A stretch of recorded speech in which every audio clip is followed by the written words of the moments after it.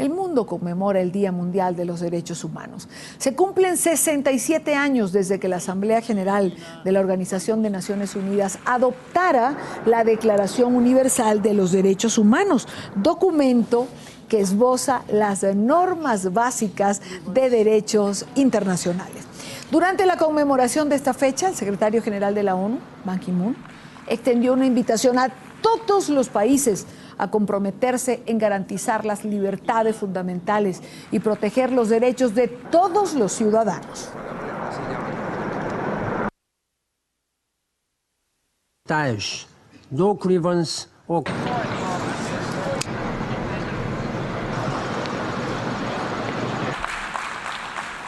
En Venezuela, varios fueron los actos que se realizaron en el día de hoy para conmemorar este Día de los Derechos Humanos. Para conversar sobre esto, quiero saludar en nuestros estudios en Caracas a Nizar El Fakit, abogado, defensor de derechos humanos. Nizar, muy buena tarde, gracias por compartir con nosotros en la tarde. Buenas tardes, Diana, complacido estar contigo y con tu audiencia. Nizar, tareas pendientes en relación a los derechos humanos en Venezuela. Bueno, Idania, realmente lo más difícil es saber por dónde empezar, porque las tareas son abrumadoras. Hoy recibimos este día con 1.881 personas procesadas bajo proceso penal por manifestaciones del año pasado. Recibimos este día con más de 70 personas presas por manifestar.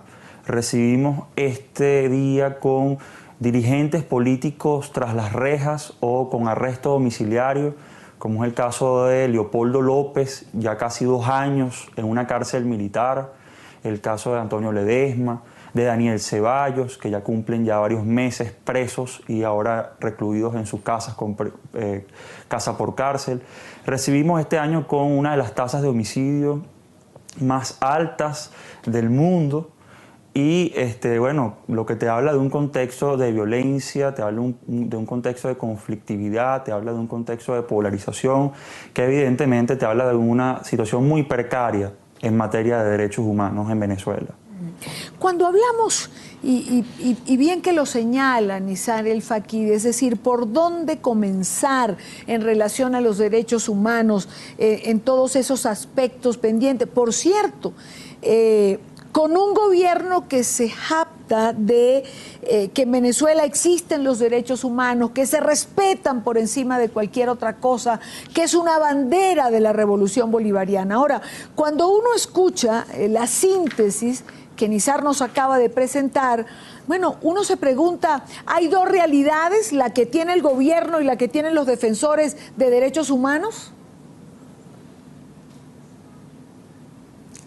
Hay una realidad, Dania, hay una realidad que es la realidad que se palpa en las calles, que es la realidad de ese país que habló en las elecciones del 6 de diciembre diciéndole a un gobierno: no me estás escuchando, no siento que estás hablando, abriéndonos canales de entendimiento y necesitamos un cambio. Es una realidad abrumadora. Mira, Idania, en el mundo es difícil, yo dificulto que podamos encontrar más pronunciamientos seguidos de organismos internacionales con ocasión de la situación de derechos humanos de un país que no está en guerra. Estamos hablando que en los últimos meses, Idania, en los últimos 2 meses, por ponerte un dato concreto, ha habido casi 20 pronunciamientos entre las Naciones Unidas y la Comisión Interamericana de Derechos Humanos llamando la atención por la gravedad de la situación en materia de derechos humanos de Venezuela. Un récord, algo que no está viviendo ningún país de la región y que dificulta que esté viviendo cualquier país del mundo que no esté en un verdadero conflicto. Esto nos habla de una realidad que no solamente es reconocida por los defensores de derechos humanos que hacemos vida en Venezuela, no solamente es reconocida por la mayoría de la población que está pidiendo un cambio, que lo está pidiendo a gritos, que aparte lo manifiesta con unas votaciones tan claras, sino que además lo reconocen los organismos internacionales, los expertos independientes de estos organismos tan importantes que están diciendo cosas y llamando la atención sobre la gravedad de lo que está ocurriendo en Venezuela. Ahora, Nizar, Sabemos la cifra de los presos políticos, hay 75 presos, o mejor dicho, hay 75 presos por todo esto de las manifestaciones que mencionaba, sabemos de los presos políticos, son casos que seguimos a menudo, pero hiciste mención a algo sobre lo cual quisiera profundizar, y es la tasa de homicidios más alta del mundo. Es decir, Venezuela se ha convertido en uno de los países más inseguros, Caracas en una de las capitales más peligrosas. Constantemente vemos anuncios de embajadas que piden a sus nacionales no ir a Caracas. ¿De qué tasas estamos hablando? 25,000 muertos.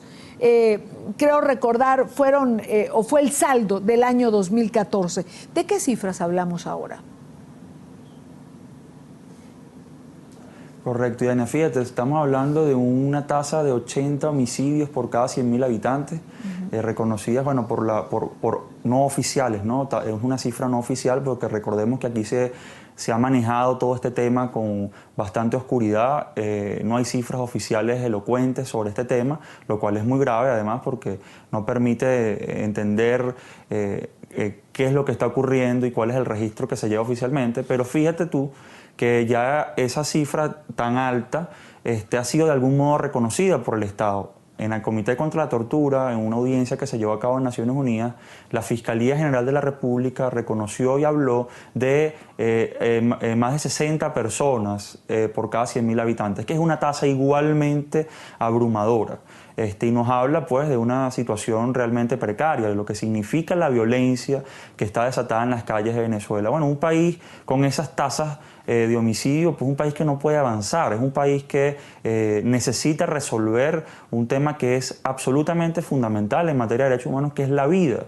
Sin vida usted no puede gozar de ningún otro derecho, sin vida no es posible que pueda ejercitar los otros derechos fundamentales de lo que dispone. Y hoy en día en Venezuela ese es el derecho que está siendo más violado ante una política absolutamente ineficiente en materia de seguridad ciudadana. Fíjate, Dania, y esto me trae a otro tema, que es el tema de las famosas OLPs, estas llamadas operaciones de liberación del pueblo, que fueron unas operaciones del Estado para supuestamente bajar los índices de criminalidad. Y lo que te encuentras allí es una luz verde a cuerpos militares y cuerpos de seguridad nacionales para que actúen en poblaciones además muy vulnerables, de poblados muy pobres en Venezuela, con total arbitrariedad. Allí se han detenido personas de forma masiva, se hablan de más de 4.000 detenidos arbitrariamente. Ha habido ejecuciones en el marco de esas OLPs que llaman enfrentamientos y una cantidad de consecuencias gravísimas que nada ha aportado al tema de la seguridad. Entonces, estas políticas han sido fracasadas ya sea por omisión o porque han emprendido acciones que no tienen ningún tipo de efectividad, y lejos de eso lo que hacen es hacer más precaria la situación en materia de derechos humanos. Sí, con estas cifras un país no puede avanzar, y sin estadística un país no puede tener políticas públicas que resuelvan los problemas. Y ¿no sería lo lógico, o no es lo lógico en muchos países del mundo, que las organizaciones no gubernamentales que se dedican al tema de derechos humanos trabajen en conjunto con algún organismo gubernamental para aportar a lo que son las soluciones o las propias políticas de Estado? Por supuesto, Idania, eso es lo que debería ocurrir. Fíjate tú, Idania, tú me preguntabas por dónde empezar. Yo creo que por dónde empezar en Venezuela, por dónde empezar, por abrir canales de entendimiento. Y eso empieza, yo creo que es una prioridad, por la liberación de los presos políticos. Leopoldo López no puede estar en una cárcel militar, Leopoldo López debe ser liberado inmediatamente. Antonio Ledesma no puede estar preso, los principales dirigentes políticos de oposición no pueden estar bajo proceso penal. Las personas que han manifestado, que han disentido, que han dicho cosas en contra del gobierno, no pueden estar presas o bajo proceso penal. Eso es lo primordial para abrir las puertas al entendimiento en el país. Y con ese entendimiento, Idania, no solamente los factores políticos disidentes al gobierno, sino también las organizaciones no gubernamentales, las universidades, la academia, los gremios profesionales, todos que estamos tan preocupados por la situación que está viviendo el país, pues podamos colaborar en un clima de entendimiento para mejorar estas situaciones. Es realmente lo que uno esperaría, es lo que uno desearía, es por lo que estamos además trabajando, es por lo que no nos cansamos de trabajar y yo y Dani, a pesar de las declaraciones tan fuertes que hemos tenido estos días de parte del gobierno nacional, que no entendió el mensaje que le está dando el pueblo venezolano, pues yo sigo cabalgando en esa lucha, ¿no?, de hacer que nos podamos escuchar. Venezuela tiene años sin escucharse a sí misma. Este es un país que se ha dejado de escuchar a sí mismo, que está en una diatriba política polarizante permanentemente, que ha impedido que los grandes problemas se resuelvan y que esos grandes problemas se copen o se tapen con discursos politiqueros que en nada contribuyen a un clima de paz, a un clima de apertura, a un clima que nos permita evolucionar como sociedad. Y yo creo que ese es el gran problema que estamos teniendo hoy en Venezuela y por ahí tenemos que empezar, por abrir las puertas de entendimiento. Y yo creo que eso lo está entendiendo, Diana, la gran mayoría del país, que ya está agotado de la polarización, que ya está agotado del discurso politiquero, sí, que ya no abraza una ideología política cuando ve que en la realidad no está pasando lo que debería ocurrir, que es que se abran oportunidades para que las personas puedan salir adelante. Y yo creo que es el punto de inicio. Quiero darle las gracias a Nizar El Fakih. Él es abogado, defensor de derechos humanos. Nizar, gracias por acompañarnos en vivo desde nuestros estudios en Caracas. Muchas gracias a ti, Daniel. Saludos.